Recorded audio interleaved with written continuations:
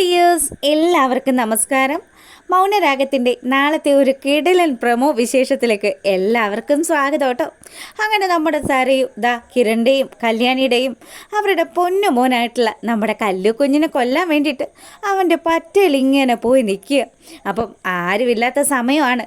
ആ താരയും അതുപോലെ ആ ദീപയും തമ്മിൽ പൊരിഞ്ഞ വർത്തമാനത്തിൽ എന്തായാലും ഇതുപോലുള്ളൊരവസരം തൻ്റെ ജീവിതത്തിൽ ഇനി തനിക്ക് കിട്ടില്ല എന്ന് മനസ്സിലാക്കി നമ്മുടെ സരയും ആ കുഞ്ഞിൻ്റെ അടുത്തേക്ക് ചെന്നു. കുഞ്ഞാണെങ്കിൽ ആ സമയത്ത് ശരിക്കും നല്ല കളിയൊക്കെ ആയിട്ട് അങ്ങനെ കിടക്കുക. അപ്പോഴാണെങ്കിൽ സരയും ഇങ്ങനെ മനസ്സിലാലോചിച്ചു, ഈ കുഞ്ഞ് കിരണിൻ്റെയും കല്യാണിയുടെയും ജീവിതത്തിൽ നിന്ന് പോയാൽ അവരുടെ എല്ലാ സന്തോഷവും അവസാനിക്കുമല്ലോ.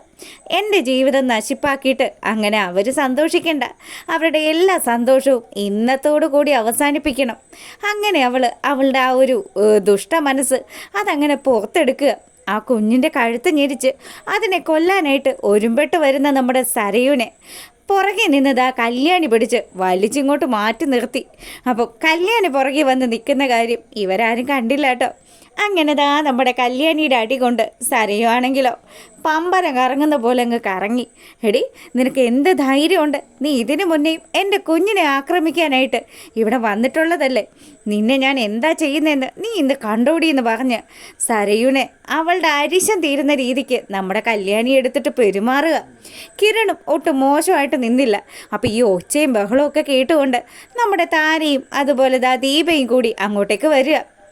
അടികൊണ്ട് കറങ്ങി നിൽക്കുക നമ്മുടെ സരയുൻ്റെ അടുത്ത് ചെന്നിട്ട് താരയാണെങ്കിലോ ദേഷ്യത്തോടു കൂടി സരയുനെ നോക്കി. അപ്പം നമ്മുടെ കല്യാണി പറഞ്ഞു, താരാൻറ്റി, ആൻറ്റിയുടെ ഈ പുന്നാര മോളുണ്ടല്ലോ എൻ്റെ കുഞ്ഞിനെ കൊല്ലാൻ വന്നിരിക്കുമായിരുന്നു. നിങ്ങൾ രണ്ടുപേരും ഇവിടെ ഇല്ല എന്ന് മനസ്സിലാക്കിയിട്ട് അവൾ പമ്മി കയറിയിരിക്കുമായിരുന്നു. അങ്ങനെ നമ്മുടെ ഇതൊക്കെ പറഞ്ഞു കഴിഞ്ഞപ്പോൾ താരയ്ക്കാണെങ്കിൽ ദേഷ്യം വരിക. താരയാണെങ്കിൽ നമ്മുടെ സരയുൻ്റെ കവള് നോക്കി ഒരടി അങ്ങ് വെച്ചു കൊടുക്കുക. എന്തായാലും താര ചെയ്തതിനോട് ഞാൻ യോജിക്കുന്നുണ്ട്. അങ്ങനെ താരയുടെ കയ്യിൽ നിന്ന് അടി കൊണ്ടതും മാറി നിന്നോണം. നിങ്ങൾ ആരാ? എൻ്റെ ഇനിയൊരു അവസരം കിട്ടിക്കഴിഞ്ഞാൽ ഈ കൊച്ചിനെ ഞാൻ കൊല്ലും. ഇവളും ഇവനും കൂടി സന്തോഷമായിട്ട് ജീവിക്കണ്ട. എൻ്റെ ജീവിതത്തിലെ പ്രശ്നങ്ങളൊക്കെ ഉണ്ടാക്കിയിട്ട് നീ ഇവനും കൂടി അങ്ങ് സുഖിക്കണ്ടടി. അങ്ങനെ കല്ലി തീരുന്നത് വരെ നമ്മുടെ സരയും ഇങ്ങനെ ദേഷ്യത്തോടു കൂടി സംസാരിച്ചുകൊണ്ടിരിക്കുക. അപ്പോൾ ദീപ പറഞ്ഞു, എടി, നിന്നെ വലിച്ചു കീറാൻ അറിയാത്തത് കൊണ്ടല്ല, നിൻ്റെ അച്ഛനും അമ്മയും കൂടി നിന്നെ വളർത്തി വഷളാക്കി കളഞ്ഞു, അതുകൊണ്ടാ.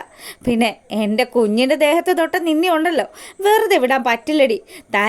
താര വിചാരിക്കുന്നത് പോലെയൊന്നും അല്ല ഇവൾ ഒരല്പം പോലും മനസാക്ഷി ഇല്ലാത്തവളാ. എടി, നിനക്കും ഇതുപോലെ ഒരു പ്രായമുള്ളൊരു കുഞ്ഞുണ്ടല്ലോ, എന്നിട്ടും ആ കുഞ്ഞിൻ്റെ മുഖമെങ്കിലും നിനക്ക് ആലോചിക്കായിരുന്നല്ലോ. ഞങ്ങളുടെ കുഞ്ഞിൻ്റെ ദേഹത്ത് കൈവച്ചത് ഇതിപ്പം രണ്ടാമത്തെ തവണയാണ്. അങ്ങനെയുള്ള നിന്നെ ഇനി വെറുതെ വിടാൻ പറ്റില്ലടി എന്ന് പറഞ്ഞ് നമ്മുടെ താരയും അതുപോലെ ദീപയും കൂടി ചേർന്ന് സരയുനെ എടുത്തിട്ട് പെരുമാറുക. അപ്പോൾ കല്യാണി പറയുന്നുണ്ട്, ഇവിടെയിട്ടല്ല അലക്കി പെറുക്കേണ്ടത്. ഇവൾ ഇനിയും കുറേ കാര്യങ്ങൾ അനുഭവിക്കാനുണ്ട്. ഇവളുടെ അച്ഛനും അമ്മയും ഉണ്ടല്ലോ അപ്പുറത്ത്, അവറ്റകളുടെ മുന്നിലിട്ട് വേണം ഇവളെ ശരിക്കങ്ങ് കൊടയാൻ. അങ്ങനെ നമ്മുടെ സരയുനെയും കൂട്ടിയിട്ട് ബഗാസുറിൻ്റെയും ഷാരിയുടെയും അടുത്തേക്ക് വരികയാണ് കല്യാണിയും കിരണും കൂടി.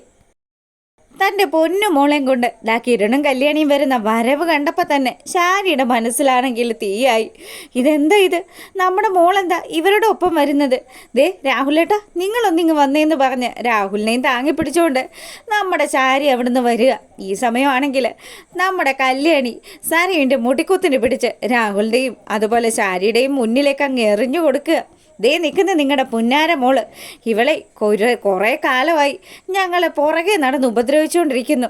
ഞങ്ങൾക്ക് നിന്നെ നിലക്ക് നിർത്താൻ അറിയാത്തത് കൊണ്ടല്ല, നിന്നെ വളർത്തി വഷളാക്കിയ ഇവറ്റകളുടെ മുന്നിലിട്ട് വേണം നിന്നെ കൊല്ലാനായിട്ട്. അങ്ങനെ നമ്മുടെ കല്യാണിയാണെങ്കിൽ ഇവളോട് പറയുകയും ചെയ്തു, രണ്ടടിയും കൊടുക്കുകയും ചെയ്തു. അപ്പം നീ എന്തിനാ എൻ്റെ മോളെ തല്ലുന്നതെന്ന് ഷാരി ചോദിക്കുക. അതേ, എൻ്റെ കുഞ്ഞിനെ കൊല്ലാനായിട്ട് ഞങ്ങൾ ആരും ഇല്ലാഞ്ഞ സമയത്ത് ഞങ്ങളുടെ വീട്ടിൽ കയറി വന്ന ഇവളെ എന്താ ചെയ്യേണ്ടത്? ഇടി മോളെ, നീ എന്തൊക്കെയായി കാണിച്ചു കൂട്ടിയത്? ഞാൻ കൊല്ലും. ഇനി എന്തെങ്കിലും ഒരു അവസരം കിട്ടിയാൽ ഇവളുടെ കുഞ്ഞിനെ ഞാൻ കൊല്ലും. ഇവളും ഇവനും ഒക്കെ സന്തോഷിക്കുന്നത് എനിക്ക് സഹിക്കാൻ പറ്റില്ല. എൻ്റെ ജീവിതം താറുമാറാക്കിയിട്ട് നീ ഒന്നും അങ്ങനെ സന്തോഷിക്കേണ്ടടിയെന്ന് നമ്മുടെ സരയും കല്യാണിയുടെയും കിരണിൻ്റെയും മുഖത്ത് നോക്കി പറയുക. ആ എന്നാൽ ഇത് തന്നെയാ പറ്റിയ അവസരം. എടി, ഈ ലോകത്ത് എല്ലാവരാലും പറ്റിക്കപ്പെട്ടിരിക്കുന്നത് നീയാടി. നീ ഇത്രയും കാലമൊക്കെ കരുതിയല്ലോ നീ വലിയ പുള്ളിയാണ്, നിൻ്റെ ജീവിതം വലിയ ഭേഷായിട്ടാണ് പോകുന്നതെന്നൊക്കെ. എന്നാൽ ഇപ്പം അതൊന്നും അല്ല സംഭവിക്കുന്നത്. നീ എല്ലാവരാലും നീ ചതിക്കപ്പെട്ടുകൊണ്ടിരിക്കുക. ഓരോ നിമിഷവും നിനക്കൊരു ഭർത്താവുണ്ടല്ലോ, അവനെക്കുറിച്ചുള്ള ആ രഹസ്യം ഇനി നമ്മൾ എന്തിനാ കല്യാണി മൂടി വെക്കുന്നത്? ഇത് തന്നെയാണ് ഇവൾക്ക് ആ ഡോസ് കൊടുക്കാൻ പറ്റിയ സമയമെന്ന് നമ്മുടെ കിരൺ പറയുക. അങ്ങനെ കല്യാണിയും കിരണും കൂടി ആ ഒരു സത്യം സരയുൻ്റെ മുഖത്ത് നോക്കി വിളിച്ചു പറഞ്ഞു.